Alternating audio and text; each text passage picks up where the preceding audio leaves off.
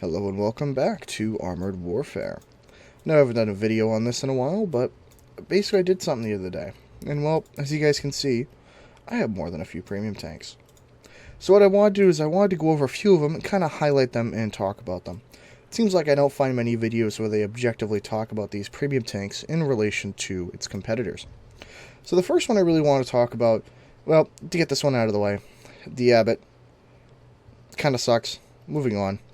LV 1390, really quite good actually. You can put retrofits on it, and I will say with the retrofits, you are best off actually just throwing on an intercom system. Helps out reload, aim time, everything else. It's worth it. It's a nice little premium.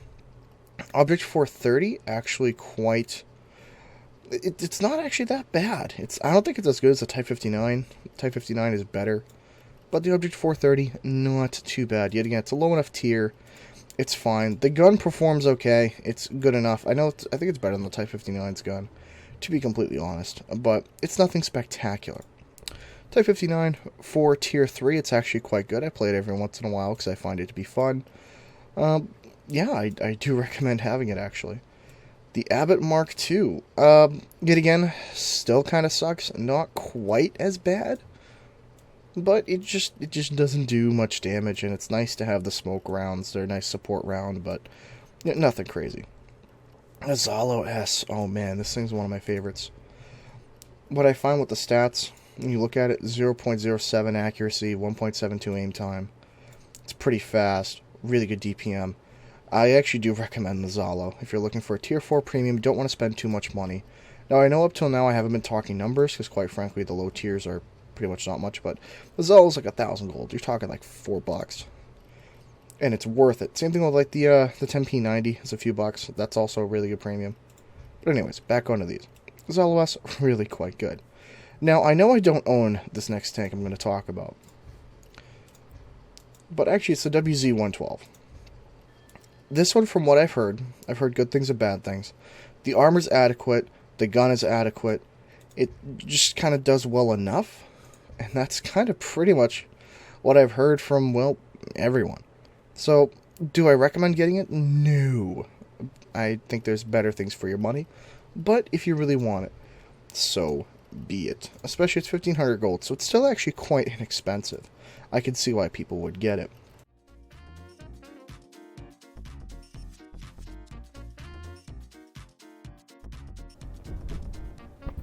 Come on. Store, you son of a bitch. Store, god damn it. Leopard 2AV. ICE edition, or ICE edition. This one, actually, I really do like it. If you can buy it at all, it's definitely worth the money.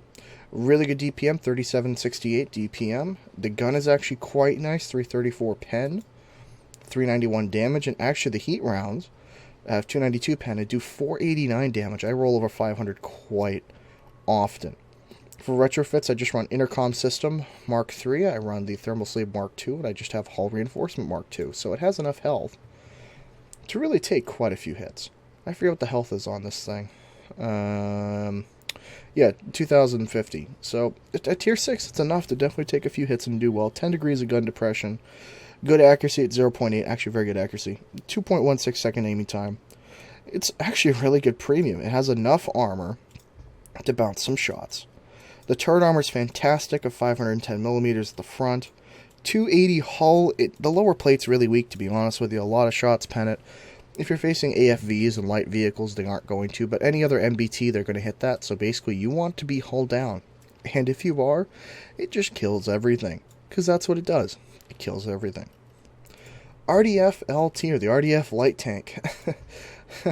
This tank is insane. 5,920 DPM. Let's just sink that. Just sink that in for a second. This thing fires its round every 3 seconds. 3.03 seconds. And I have, yet again, Thermal Sleeve Mark II, Intercom Mark III, and I actually have Experimental Propellant Mark I. I'm not that far up the Russian line to have the higher ones, but the point is, it's all about the reload on this thing. I figured if I had a good reload, might as well help it a little bit more. 1.81 second aiming time, 0.09 accuracy. This thing is just all about being on the move, moving quickly, doing the damage. Oh, and also has no armor. So, fun little fact there. It's made out of aluminum. So, it's meant to be a very, very light tank. It's an airdrop tank. It goes pretty fast, 64.8 kph. It's not nearly as fast as you would hope. But then again, it's not like they could put a big engine in it considering the weight requirements. But, needless to say, it's really freaking good. Typhon 2. I'll be honest. Right out of the gate, really good gun. Terrible platform. 50 millimeters of armor, 35 at the side, 25 at the rear. Yeah, no. This thing, imagine if the Hetzer actually had no armor. That's what this thing is. And don't get me wrong. This thing packs a punch. 465 damage with AP, 581 with heat. So this thing will roll over 600 relatively often. I've played a few games in it. I know there's no consumables. I had to move them out. It's okay. Really good gun depression at 12 degrees, though. So, it has 1445 hit points. It's a little low on that. Really quick, actually. It goes 70 kph. But, should you buy the collector's edition for this, specifically? No. But it's still not a bad tank. This is a tank that does better in PvP than PvE. And that's something I actually do want to talk about for a couple of these tanks when I come back.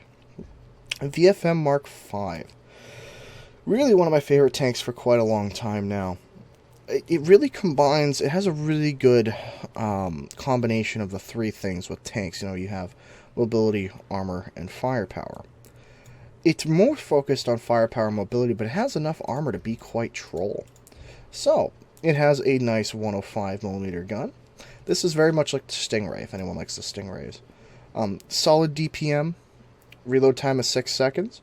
It has a good penetration on it at 303. It doesn't seem like a lot, but at tier 6, most anything at the side you can pen, and actually some other tanks like the 2AV from the front you can pen on the lower plate with the VFM. Accuracy is a little lacking comparatively at 0.14, and the aim time of 3.09. It's enough to get it done. This thing's very mobile. 72.6 kph, and it goes from 0 to 32 in 2.43. Now, I actually have on this thing, it has 4 retrofit slots, which is really nice to see. So I actually have the MRS. So now MRS helps with normalization angles, so helps with your penetration essentially. Reinforced wheels, so you don't get tracked that often. I have improved filter system because I wanted my max speed to be a bit higher. So really this thing's actual max speed is like 64 kph, 68, somewhere in there, but I want it to be higher. And then I have a new comm system. I got to up it to Mark III, I know.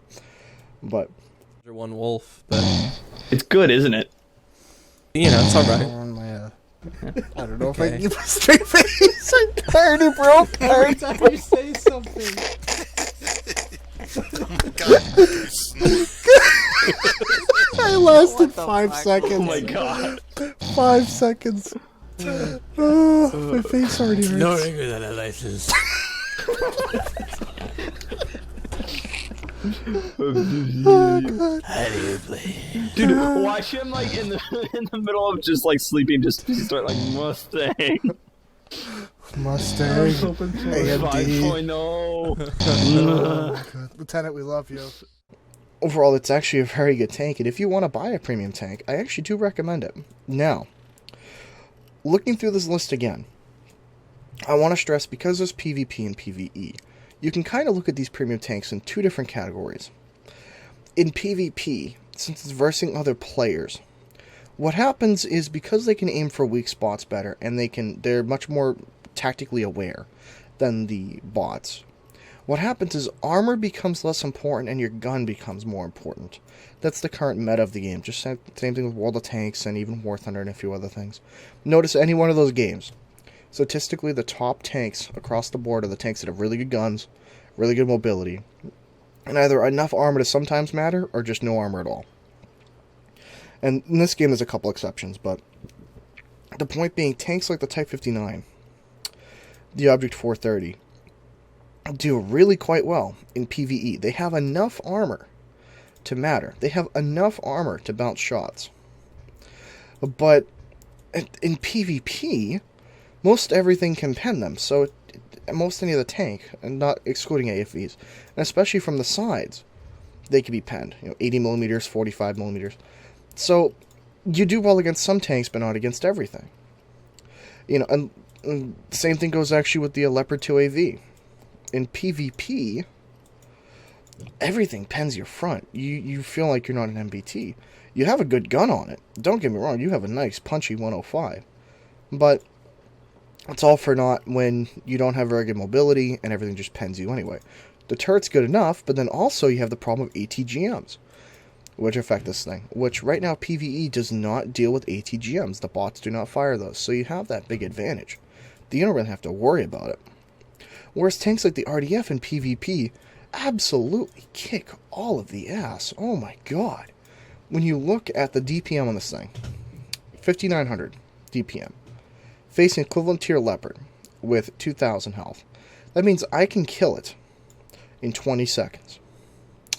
Can he kill me in 20 seconds? Probably, because I don't have that much health. I only have 1,500. But here's the catch. Is this guy is 3,700 DPM. So in 20 seconds, he's doing about, what, 1,300 DPM? So odds are, most any tank, something like the RDF faces, it's going to be able to kill it before it can kill you. And don't get me wrong, it doesn't have a lot of penetration, but it has enough to get to the sides or find the weak spots and get it done. That's why the Typhon 2 is terrible in PvE. You don't really have the armor to bounce anything, and you don't have the mobility, and you always have to be facing your enemy, so every time they flank you, you get screwed. But in PvP, where you can lie in wait, this is quite an effective tank. The VFM I like a lot, because if you look at the armor, this is why I wanted to leave this till now.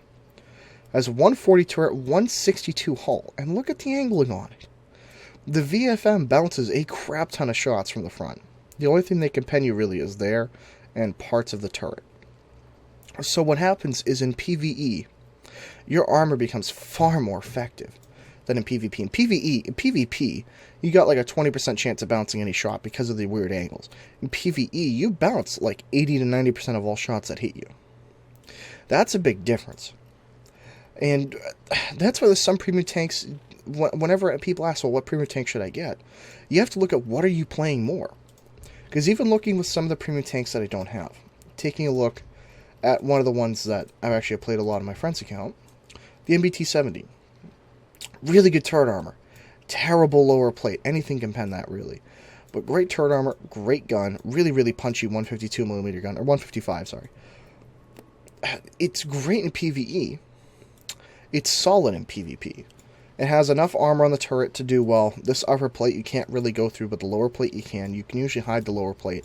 But it has crap side armor, no rear armor, obviously. And the gun is good enough, but not fantastic. It has some accuracy issues and a few other things. So, yeah, 0.17 accuracy. So, you need to look at what are you doing with it. And that's the other half of this video. Is I've had people ask a lot of the time, I know I've repeated this, but what premium tank should I buy? You have to look at what you're doing. Great example right now is the new Merkava, or Merkava, whichever way you're supposed to say it. Looking at this thing, it looks like a beast. Like I've always been a fan of these really Merkava. But you would think it has really good armor, really good gun. You would think this thing would be damn near impenetrable. At tier 7, I would really say it should be competitive with the Abrams, or even possibly the Challenger, although the Challenger is kind of in its own... It has its own area, per se. But looking at the Merkava, and looking at what it should have, you look at the hull armor. 542 at the front, 280 turret. Oh, come on. So what happens is you look at it and say, oh, in PvP, they're going to abuse your lack of turret armor, especially with the hull modifier of 1.0 and the turret armor. Yeah. Your hull, you're going to bounce most of your shots. The turret, nope. And even looking at the Merkava, it looks like it'll bounce most shots with its weird angles. But if you get any sort of angling, right there, right down in there, or even these little cheeky things, not cheeky, yeah, but no, these little like cheek things, kind of like with the turret on the sides here. If you actually are looking on its side like that, you can even hit that. Possibly take out its turret ring. So, in PvE, these are all things that don't matter. PvE, they're going to look at your front, and they're just going to aim for your center of mass, which is up here, and they're going to hit that sloped armor, and it's always just going to bounce right off. Whereas in PvP, they're going to aim for the lower plate. They're going to aim for your weak spots. And that's why tanks like the Merkava, don't get me wrong, it has a good gun. It has a decent gun. It has a decent 105 on it. Has enough penetration, enough damage, enough accuracy. It's good enough. But that armor is not going to hold up in PvP. And from what I've seen so far and from what I've read on the forums, that seems to be the case. So really, with a lot of these premium tanks that are in the game, really take some time to consider what are you buying it for. I really recommend tanks such as the Zalo, because really it's all about gun and mobility. Now, VFM, the Leopard 2AV, I still do very much recommend the AMX Pack 90, MBT 70. I do not recommend the M1134 for another reason we'll get into after. And I think that the WZ is okay. Some people like it, some people don't. I don't think it's worth it. But, and the Merkava, meh, if you're doing PvE only, yeah. But you really want to buy a tank that's going to be good in both modes. Now take a tank like the M1134 ATGM, for example.